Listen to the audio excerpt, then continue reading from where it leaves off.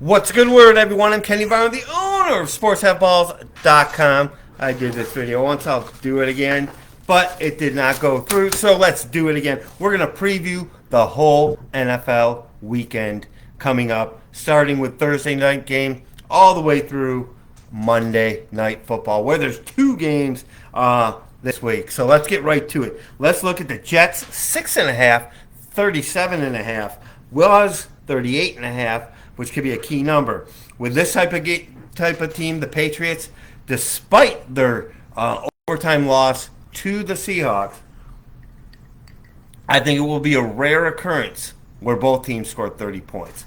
So Patriots will always be an under team. We know how good the Jets defense is going forward. Giving 6.5, it seems like a big ask in an AFC East rivalry game, but low points are definitely what I can see in this game. The Patriots against Seattle.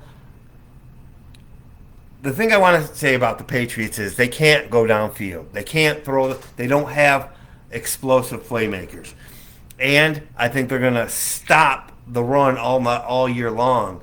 The only bugaboo might be is when people abandon the run and just chuck it all the time against the Patriots. But risk willing to be taken. 6.5 seems like a lot the way the Patriots have been playing so far. Mistake-free football. So we'll see how that goes. But looking for unders in Patriots game, and this one is no exception. Then we go to Steelers and the Chargers. Steelers at home, favored by 2 at home in their home opener against the Chargers. First thing we want to say is the Chargers stayed in Charlotte. They played Carolina. They stayed in Charlotte. They're staying in Charlotte this week, and they're not flying back. So teams that have done that from the West have had more success than the ones that have flown back and forth. That's just a fact. Now, as we look at the game on the field, we look at a Chargers team who had 79 yards and 3/4 against the Raiders. So they struggled mightily, and then pulled away on one late run. And then then they played Carolina, enough said. You got the Steelers who have scored one touchdown. The total in this game is 35.5. That's pretty low. But then you got Steelers who have scored one touchdown. The thing I like, I'm sure Fields is polarizing somehow, the Steelers are. But the thing I like is they've been in position to score. They've gotten a lot of field goals. But it's not like they're just being stopped. So as long as the Steelers have Watt and they're healthy on defense, they're going to be able to play with anyone as long as Fields or that whole Steeler team does not turn over the ball. With a low total like this, I like a teaser with the Chargers +8. I think that's a lot of points in a game like this. Now, I want to tell you these teasers that have worked for decades, where you tease up when you're getting 1.5, 2.5 to get to 7.5, 8.5, or tease down from 8.5, 8, 7, 7.5 down to 1.5, 2.5, were not successful last year. It was a zero-sum game last year. Last week they were awful, so to begin this year they haven't been good.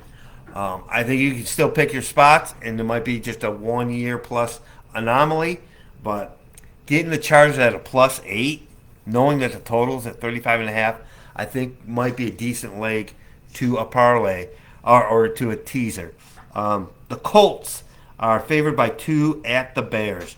Now, when I look at this one and the total's 43, I see the Bears, the better defense, getting points. And I think that's huge because the fact is, with Malik Willis starting for the Packers against the Colts, they were able to run 57 times and only have to throw it 17. Malik Willis didn't have to do anything. If Caleb Williams doesn't have to do anything behind that poor pass blocking offensive line, you could have something. If you have Caleb Williams throwing 15 to 17 times, you're going to have a good shot at this game. Richardson, 5 turnovers, turning over the ball. I still don't see what people love. Actually, what I see that people like is he's got a cannon and he can fire the ball down the field, hit a play here or two. But the fact is he has 5 turnovers 2 games. The Bears' one win was because of a pick six, because of a block punt. This is how they're going to have to win games. Not necessarily get the block punt or the pick six, but play to their defense. This was a team just Sunday night that lost by 6, and it felt like they lost by 60. Their defense can hold them into games. If the Bears are going to win, this is going to go under 43. And the Colts know how to make mistakes. Now they're 0-2, back against the wall. They really are going to need this game, but they're going to have to play a clean game. Because my first thought was Colts -2 looked pretty good until you look how bad their run defense is. We thought their pass defense was going to be bad. Their run defense was poor. So if the Bears establish a run of any sort, Katie bar the door, they're winning 12-10. All right, then we got Houston 2.5 at the Vikings. Total of 45. The Vikings defense has come to play. Okay, week 1, 28-6. Daniel Dimes. Okay, it's the Giants offense. Whatever. But when they stuff the 49ers, even though Mason had 20 carries for 100 yards, they still 6 sacks of Purdy. A guy averages 5 yards a tote on the ground, and the Vikings still able to get to Purdy. Not 1, 2, 3, 4, but 6 times. Now, Addison was out, and it looks like he's still going to be out at wide receiver. Justin Jefferson, from what I've heard so far, at least on Tuesday, it's not going to be a big deal, and he's going to be able to play. When we look at Houston, who survived 2 games, they beat the Colts and the Bears, actually, but were the better team in both games. Did not cover in each game, and now they're here laying points in Minnesota, who just sacked Purdy a bunch of times. Now this is another one that looks like it's going to be a wire job. Getting the Vikes plus 8.5 might not be the worst thing going. Now you want to make sure Jefferson's playing. If Jefferson's playing, it might go down a little, 1, 2, 1.5. If he's not, this could go over 3.5. So keep that in mind. Cleveland, the Cleveland Browns, taking on the New York Football Giants. 6.5, 38.5. Now, with the Giants, Neighbors, 10 catches, 127 yards, but all he's going to be remembered for. No, he's not, because he's just a rookie, but what he's going to be remembered for in the last game is the drop on 4th and 4. The Giants had that game. The bugaboo I don't like is Neighbors, awesome, 10 for 127. The rest of the guys, 6 for 51. Don't like that they couldn't get that going against a good defense now. Washington has one of the poorest secondaries out there. Cleveland, what do they have, 13 penalties? Their offensive line is super banged up. They were able to get by the Jags, who are struggling. But to have this type of team laying at 6.5 seems a little bit rich. It doesn't matter. That's a big point spread, even when it's against some of the worst teams in the NFL. As I move on to the Saints, I love this because if you would have went last week, you'd have the Eagles favored by 3 over the Saints. But now, as I came out here, the Saints went from 1.5 to 2.5 point favorites over the Eagles.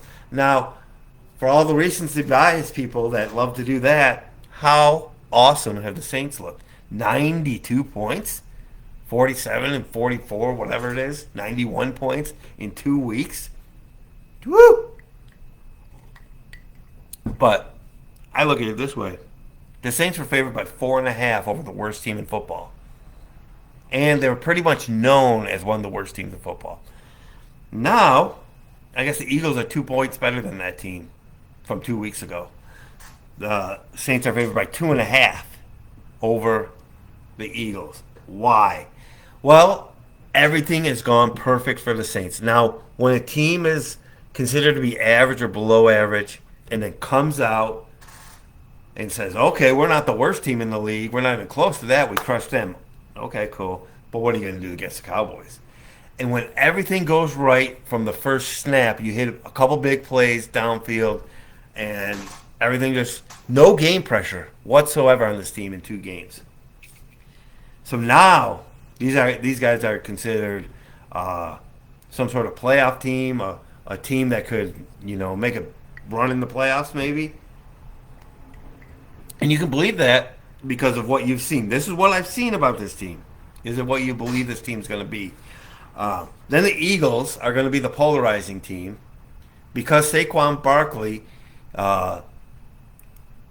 he manifests his inner New York Giants blood for a half a second, drops the ball so Giants fans can be so happy that the Eagles lose. 999 times out of 1,000, he makes that catch. It's an outstanding play call. And all you're going to see is, oh, how could you throw the ball? Those are idiotic comments. We know that, but, you see those comments. He's the worst coach ever. They should have kicked the field. And I agree, in the first half, the Eagles should kick the field goal on 4th and 4 at the 9. As a sports bettor, you got to know going in that 50% of the time, because 4th and 3, he kicked the field goal right before the half. So you got to know if you're going to bet the Eagles, half the time they're going to go for it. Or betting totals. Half the time, they're going to go for it. So that's just how it is. But they're going to call them horribly coached because now they're 1-1 because Barkley dropped the ball. It was an easy catch. It was a first down. They win. Now they lose their secondary. They decide not to put pressure. I agree. They don't put pressure on the quarterback. Let's not blitz or go after a stationary quarterback, statue out back there. No. Let's let them pick us apart and beat us. And then Hurts still has an opportunity. They're at their own 41 with 34 seconds and one timeout still. So you can go over the middle for 10-15 just like you just did. Do that twice for a 78-yard field goal, boom, you might go home a winner. But he forces one too far downfield, doesn't realize he's close to being hit. He gets hit, he throws, picked. And so there's a lot of blame to go around, but if Saquon Barkley makes one catch, these guys are 2-0. It's a 2-0 showdown, and maybe this doesn't go to 2.5. So you can obviously see I think the values with the Eagles. I think a 6-point teaser would be awesome with the Eagles. I think they might win outright here on a Tuesday. But remember, sportsatballs.com is the name of my site to get our picks. We got a week-long, month-long, 3-month-long, year-long packages out there ready for you. We do a lot early in the week, so for college and pro, we already have one for Thursday night. We already have one for Friday night. We like to get the best of the numbers, so join us earlier in the week so you can get everything we got. I'm going to pause here before I do the Bucs and Broncos and give you guys a couple game warning. My favorite team is the Vegas Raiders. There's a thing that absolutely no one is talking about why the Raiders beat the Ravens. The reason that they've been competitive last year since Antonio Pierce came on and have been competitive this year. And it's a stat that you don't know about because no one has told you. We're going to tell you about it when we preview the Raider game, why the Raiders will be competitive all year, why they were competitive ever since Pierce came on, and you have no clue what the reason is, but you can try to research it right now if you like as we go to Denver and Tampa Bay. The Tampa Bay overrated Buccaneers. Or are they? I mean, they're 6.5. They're 7th out there. Actually, it's split. If you want the Broncos, you can get +7. If you want Tampa Bay, you can give 6.5, depending where you shop around. But this is a team that was outgained by 250 yards by the Detroit Lions. People can talk about red zone defense all they want to me, but that's more of a randomness. I think VR would agree with me. But give it up on this day, 6 out of 7 times. The red zone defense of the Tampa Bay Buccaneers with that suspect secondary kept the Lions out of the end zone 6 out of 7 times when they're inside the red zone. That usually doesn't happen. The total here is 39.5. Now Denver, if the Broncos are gonna have Bo Nix throw 37 times and run 15 times because Mr. Outsmart himself thinks he's so great. That's Sean Payton, who shouldn't even be allowed to coach, but no one cares about player safety, so he's allowed to coach. You got him thinking he's this great offensive. I don't understand. What's his non-Drew Brees record? Enough said. But he has Bo Nix. That's a quarterback you want. Boom. 2 games in a row. He's fired up. He's let him fire. Too many passes. 2-to-1 pass to run ratio. And he's throwing interceptions in the end zone. Sooner or later, rookies are going to throw picks if you're going to have them throw 45 times. If Caleb Williams throws 40 times against the Colts, the whole game is going poorly and you throw 3 interceptions. If, again, Bo Nix is allowed to throw 38, 39 times, he's going to turn it over twice, at least. So, as much as the Bucs are a little bit overvalued right now,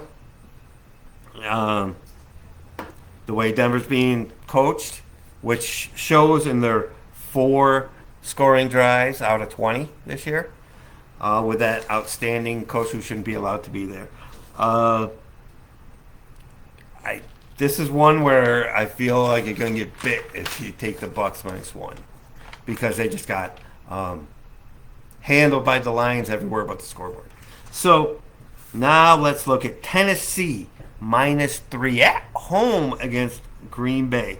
Now Green Bay was able to run 53 times for 267 yards against that porous Colt run defense.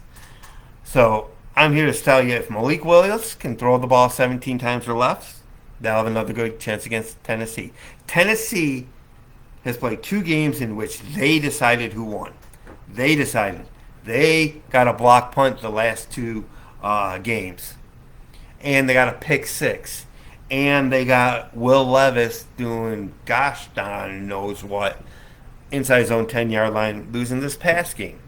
So this has all been about Tennessee giving games away. Their stat line can look good. They're fine. They're going. And then something happens. Boom. So now they're going against Malik Willis. This is a team that can stop the run. And they should be able to stop the run against Green Bay. If they stop the run like they've been doing, Malik Willis won't beat them. Now, do they have enough smarts to not turn the ball over, not make the dumb play? Green Bay's not going to be the dumb play. They're well coached. I mean, if I was Green Bay, I'd almost be like, let's just let them beat themselves. I cannot give 3 points from a team who looks like the better team each time out, but still finds a way to lose against a good coach. That totals 36.5. Now we've come to where you are going nuts. Raiders, what are they doing so different that's going to make them competitive? Why did they beat Baltimore? They beat Baltimore because they made less mistakes. What is less mistakes? 3 penalties for 15 yards. Against the Chargers, 2 penalties for 15 yards. You realize that the Raiders, since Pierce was there, all 9 games last year, those 9 games, they were the absolute least penalized team in the NFL. And they're continuing that. It's not an accident that the Raiders have 5 penalties for 30 yards over a 2-week period. And that's what gives me hope going against the Heat Miser as a 5.5-point favorite. The line keeps going down. It was 7. Some people had it to 8. But Bryce Young, Mr. 28 dropbacks and 68 yards, is benched for the Heat Miser, Andy Dalton. Now, this is the type of game that the Raiders would lose. But with Pierce there, I like their chances. I'm never going to give 6-7 points with an average at best team like the Raiders. But I don't think you're going to get the team that has 90 yards and penalties. Carolina might, but I don't think the Raiders will. The one thing I don't like about the Heat Miser going against us is he will throw the ball down the field. He would definitely throw the ball down the field. Now, the Carolina receivers have not been able to get any separation, and maybe this will help feeling a little bit more accuracy. But really, these receivers haven't gotten a lot of separation. So it could turn into turnovers, but the Heat Miser will take his shots down the field. And Bryce Young just can't. So with that game, it's 40.5. Seattle 4.5 over Miami. I think Miami is 1-2 point favorite with Tua. I hope Tua gets better. And a note on Tua, I don't like people telling him that he should retire. It's so easy for us to go, you've had concussions, you get injured on the field too much. Stop doing what you might love to do and that you've always wanted to get into this. So it's easy for us to say from the outside, and I might agree with a lot of people too, that he shouldn't play anymore. But it's really hard to tell someone to do that when they're used to working hard with Saban. He works hard, gets himself back. Concussion is, he's good enough to play. I can't argue with him trying to get back. But with this game, Skylar Thompson playing, this will be fine for Waddle. Like I think of with fantasy football. I really wonder if Skylar Thompson is going to be able to find Tyreek Hill deep, which they love. They're just, even when they overthrow him, they still hit a few with Tua. That's what I want to see with Miami with Skylar Thompson.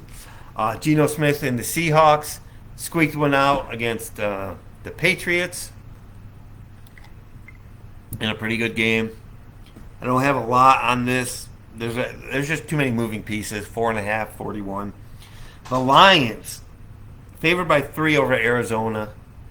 52.5 being the total. Now Murray, I have to say about Murray, Kyler, eat, drink, and be Murray is just amazing off script.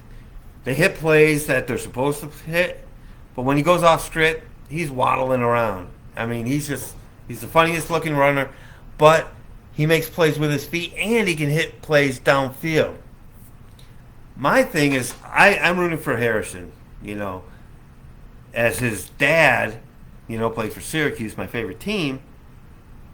I want Harrison Jr. to do well, but when I look at this, first game, 1 play, 4 yards.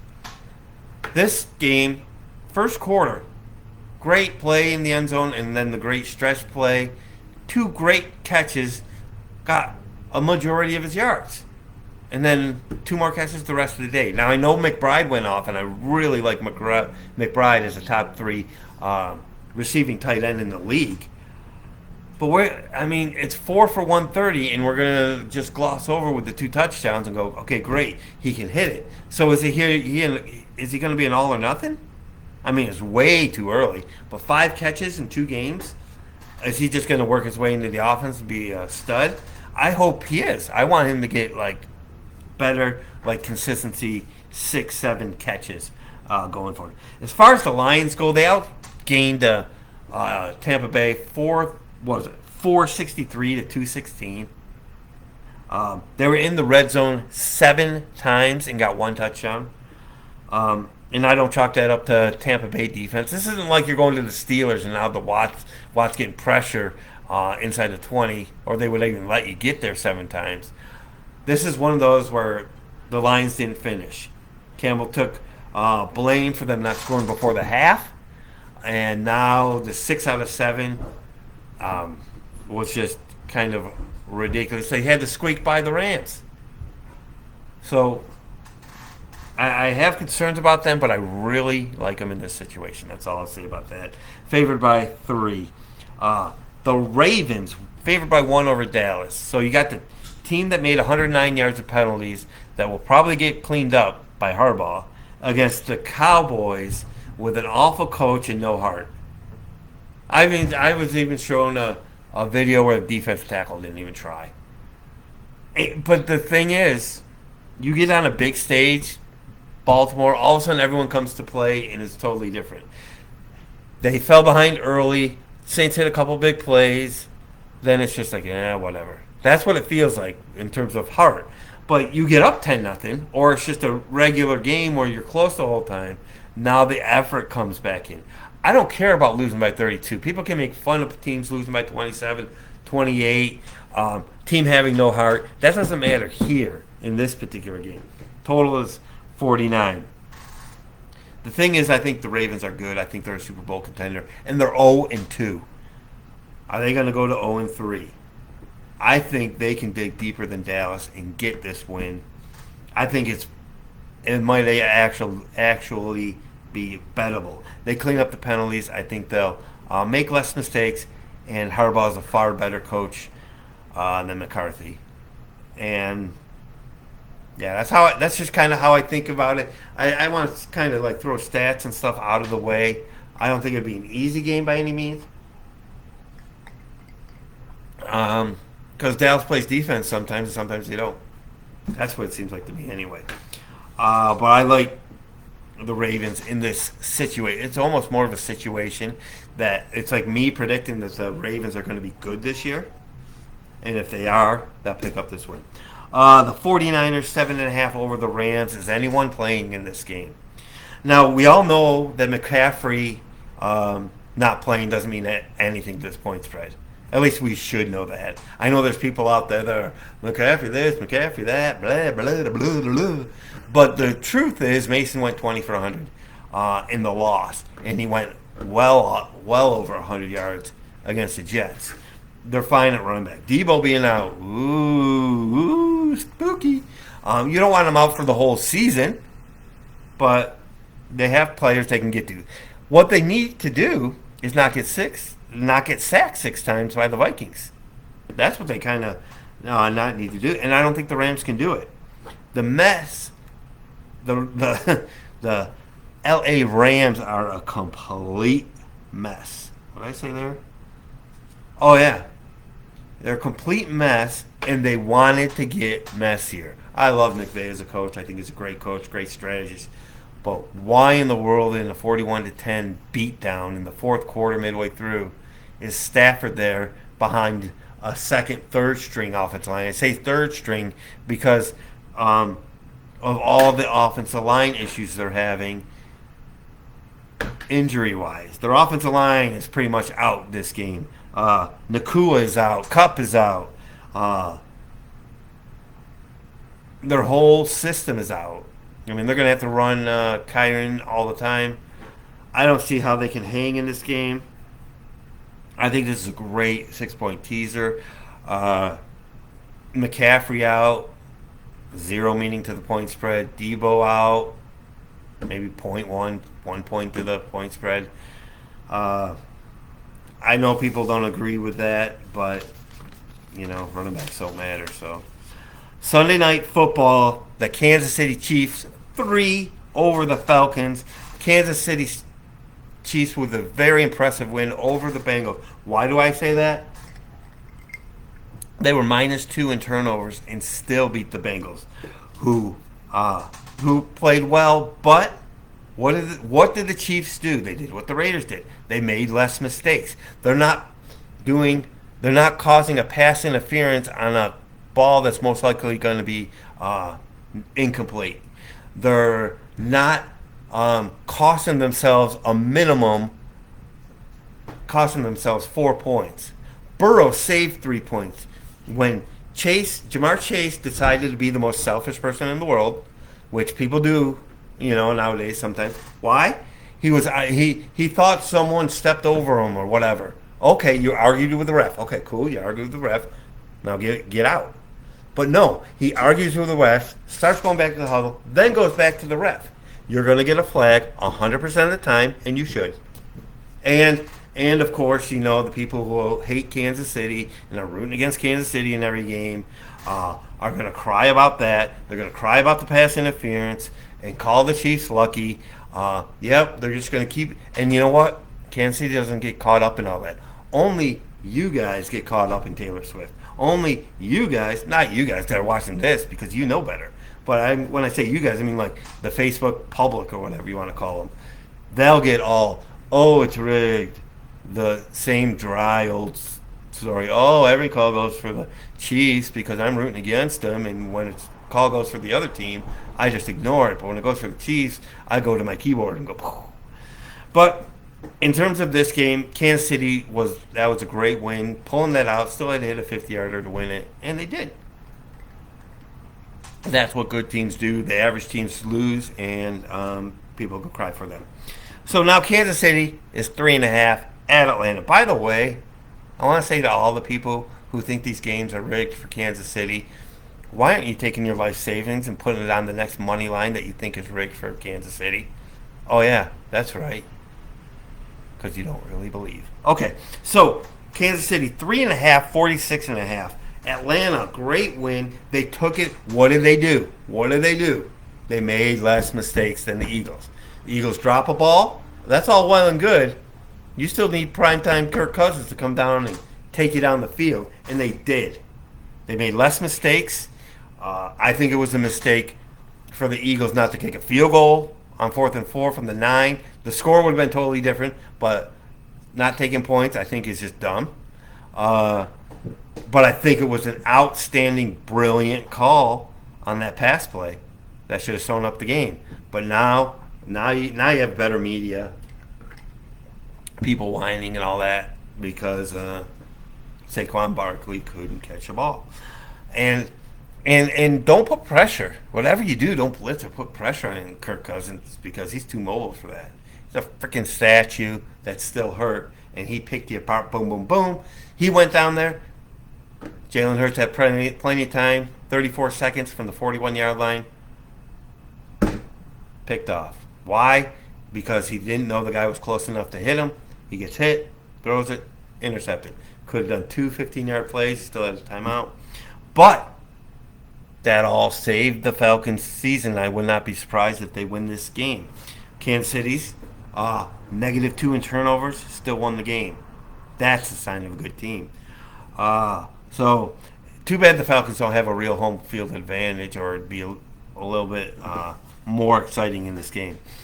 Can I see the Falcons win this game? I think this spread is real low for a reason.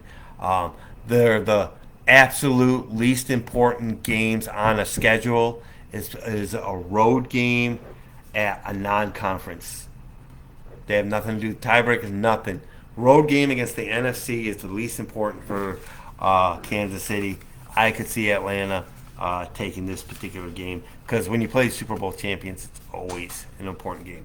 So as we go to Monday Night Football, you got Buffalo 5.5 over the Jags, 45.5. The Bills, believe it or not, had 247 yards against the Miami Dolphins. Again, making way like 25 less mistakes than the Miami Dolphins did, blowing their doors in before Tua got hurt. And they're going against Trevor Lawrence, who is not winning. He's 1-7 straight up his last 8 games. That one win, you wonder, was against Carolina in Week 17. So, I mean, they're a hard team to bet on, but you got Trevor and Doug Peterson blowing up on the sidelines. Trevor's quote, "We suck right now." Yeah, pretty much. And he said, "Pretty shocking." And then he goes on and talks, and we got to get better and all that stuff. That's all well and good. Ingram will be back at receiver. He was scratched right before. That didn't help anything. That's ignored by the media, of course. There's a stat that says the home team in this situation, when you're 2-0 and you're the home team, 0-2 against an 0-2 away team, you're 19-9 straight up, but you're only 10-18 against the spread. Take for that what you will. 5.5. It feels low because Jacksonville is just struggling, but truth is, when you got desperation, 0-2 team that thought they were going to be good, it's a little bit rich for my blood, but I think in the end the Bills will win the game. So that's the best I got out of that. The other Monday night game, the Bengals 0-2 desperation, -9 against Washington. It was 8. It was in that teaser mode. Now I think New England maybe New England has a defense. So even though we all might have thought they'd be awful when it's all said and done, everyone knew they had a good defense. What does Washington have? They don't have a defense, that's for sure. They have a secondary that's going to get absolutely riddled on a weekly basis. Even the Giants riddled them. At least Neighbors did for 127 yards. Um, I look for a desperate Bengals team to put this game away. But a team that hasn't won, I don't like giving 9 points to. So with a total of 48 and a half, I can see Daniel scrambling around making some plays, but it's a Bengals or pass for that. So that's what we got for the NFL. Take with it what you will. We can change our mind throughout the week. Injuries and updates happen. But please remember, don't get emotional when you're sports betting. Don't say the Kansas City Chiefs get all these breaks or whatever it be. And I'm a Raiders fan, so this is coming from a Raiders fan. Stop making excuses and all that stuff. SportsHaveBalls.com is named my site. When you want to pick up a sports pack deal, we won with Jalen Hurts anytime touchdown. Side note, you get Jalen Hurts anytime touchdown at evenish money up to like minus 120 or less all year. Take it every single time. We're 1-0 with him this year. We didn't look at player props in week 1, and the reason he didn't score in week 1 was because they were at the 1-yard line and there was a penalty before the brotherly shove or whatever you want to call it. But between the amount that he runs, the big plays he can make to score a touchdown, and all the 1-yard runs he's going to make, a lot more often than not, he will cash in any time touchdown. Now, as the season goes along, it might go to 170, 180, 190. It might not be worth it, but we got him at minus 110 this past week. There are so many opportunities, and people will say, "Oh, you're lucky he went down at the 1-yard line." Were we lucky, or did we just that was just our 4th chance, and finally something broke our way? So it's all in how you look at it. I think he's going to cash that a lot this year, anytime touchdown. So, all right, we'll see you guys in the next video. Remember to pick up your sports pick package early in the week, because we send out plays early in the week. We got one for Thursday. We got one for Friday already here on a Tuesday. We'll see you guys in the next video. Share this around to everyone, and let's make money.